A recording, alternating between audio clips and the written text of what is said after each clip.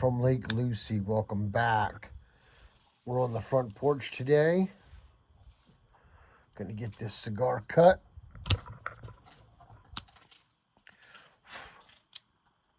It is a fresh rolled Connecticut Churchill Vitola, couple Lancaster Roasters, Star Barn, Maple Walnut.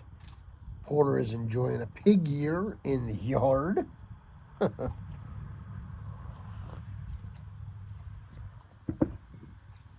So, figured today would be a good day to just share a story with you from the fire department days.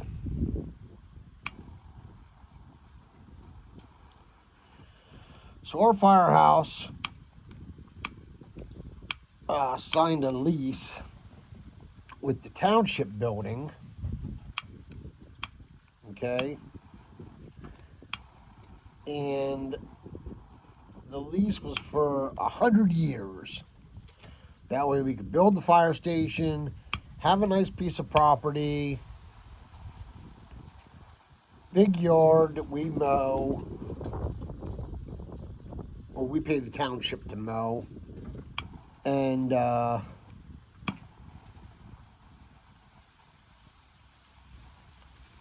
so we built a pavilion in the back, which didn't have tables. We built block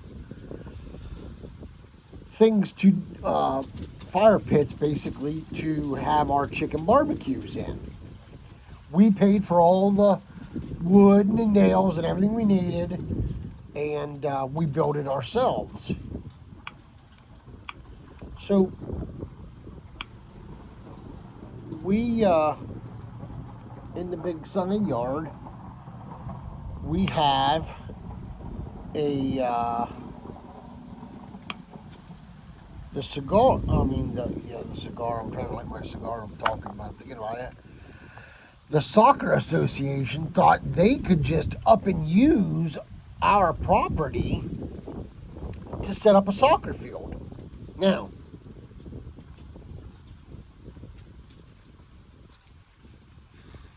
the problem with that is, one, they didn't have our permission, and two, that would make our insurance liable for any accidents, any hurt children. Even though the soccer association had some insurance, seeing it wasn't their property, their insurance wouldn't have covered it, I believe. So we nicely sent them a letter and told them, you can't do it. Well, they refused. So they said we weren't using it all the time or at all, and which wasn't true, because us guys would go out there and throw baseball or football or anything like that. Of course, my younger years, and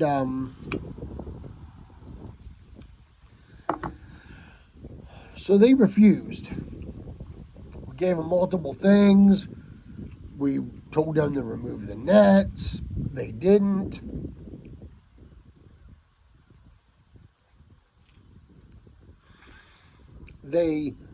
When they had tournaments, they would use our property for like team warm-ups and stuff like that. And then on the other soccer association fields, they had the games.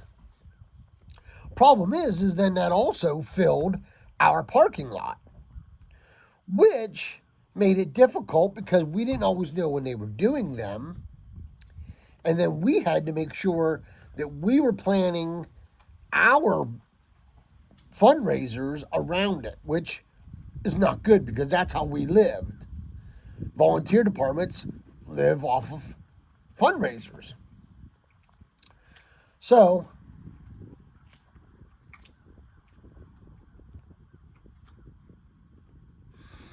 I believe we had to cancel one of our fundraising bingos because of the fact that we found out right before that they were having a tournament, and we knew that our parking lot would be filled with their stuff because they start at like 6 in the morning or 8 in the morning. They start games, and so we had to cancel it, set it for another date, which sucks because that blew all the money that we spent on fundraising, putting it in the newspapers, posters, printing out stuff, giving it to our residents, and mail flyers and all that stuff. People who registered for our newsletters on the internet, all that. And so we were having difficulties.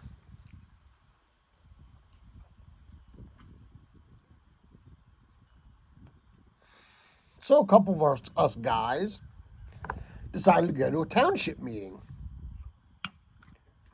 Fire chief went, and a couple of us went with him. Now, we were told to be quiet, let him do the talking. He's the fire chief. Respect it, no problem. So he went up and did his talk. Soccer Association did their talk, fighting back. So I decided to go out to my truck, grab my gear. Brought my gear in, and when they opened it up at the very end, I said, I have something as a resident. I'm not here as a member of the fire department because, out of respect for our fire chief, that's what I want to do. They allotted me.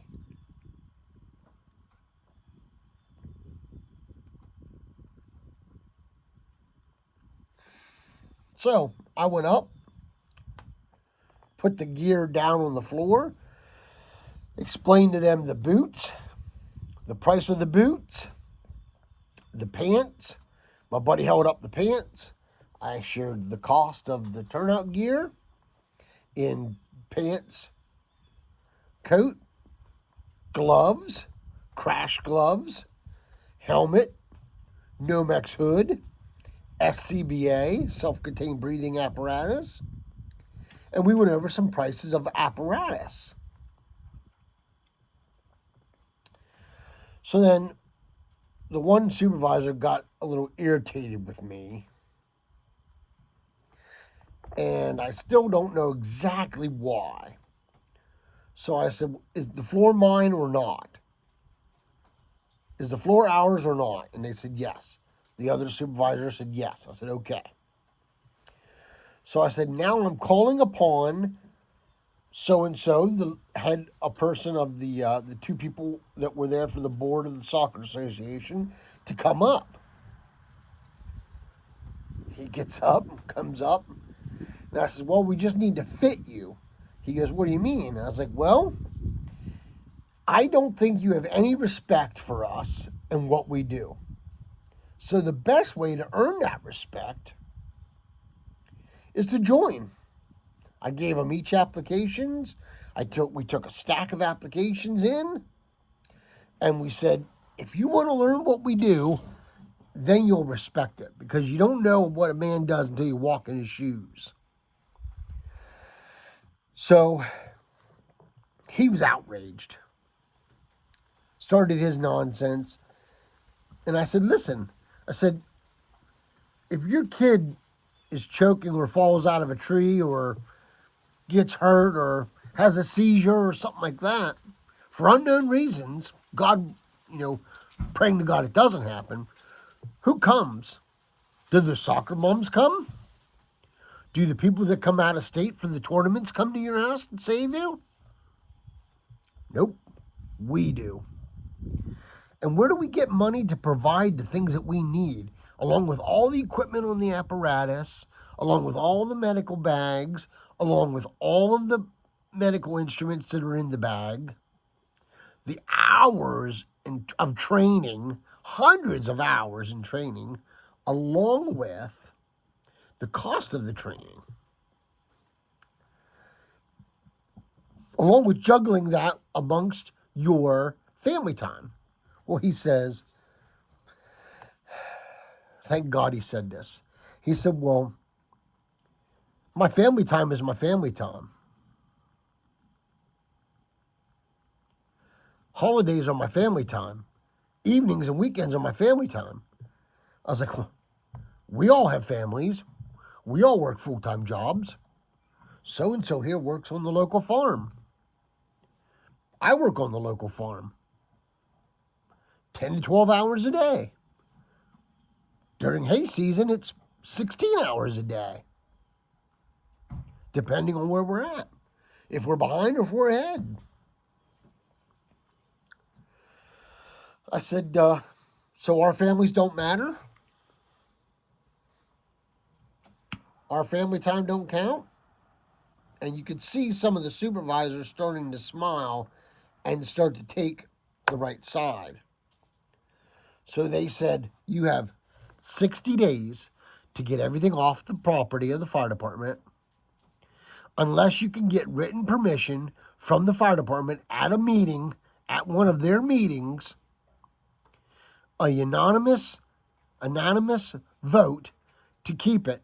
And you can prove insurance and you sign waivers that's notarized and all that you will assume all responsibility for every children, every vehicle, everything that's on their property for soccer events. Well, they said, well, that kind of insurance we can't afford. I was like, so we don't pay insurance for the property? We don't have insurance for all of us that run calls in case we get hurt, stabbed by a needle, cut, punctured, burnt? What's that all about? So they didn't. They lost. Now, prior to that, I did do a no-no, and that may be why that supervisor was on their side. About 2 weeks prior, that we sent a letter for them, giving them 30 days to get it off the property, we took a Sawzall out and trained some younger members how to run saws. And we used it on their PVC pipe goals. That's what we did. We used the netting to use as training for if you're tangled up in a fire, how do you get out of it? Do you have the proper equipment on you? Can you keep your mindset correct to untangle yourself without cutting your air off and doing it in a hurry because of the incident? So, needless to say, we won. They don't do it. Now I think they still don't use our property to this day. But yeah, just a fun little chat. I thought would be kind of interesting, and to share some of my younger youth stubbornness.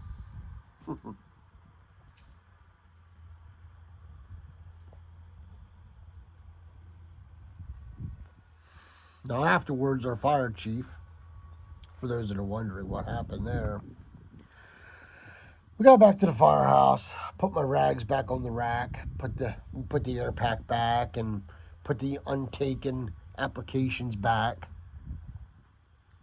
And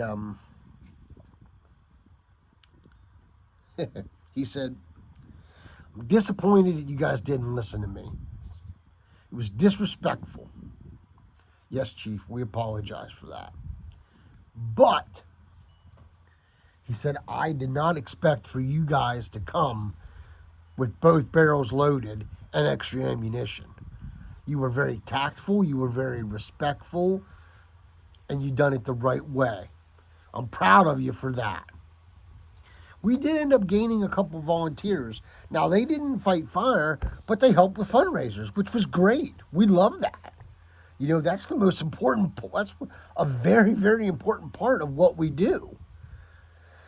So, just thought I would share that little story today. Sorry about the length of it, but I believe the story was fun to share. So, leave your comments below what you think of it.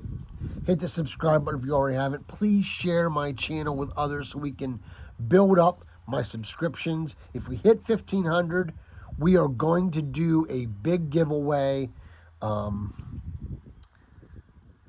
With that in mind, thank you all for sticking around for the 15 plus minutes for this wonderful little chat. And until we can get together and pack a pipe or smoke a great cigar, let all that you do be done in love. Y'all take care and God bless. And support your local fire departments, guys. I don't care if the check's only $25. Every little bit helps, guys. Please help out your local fire department.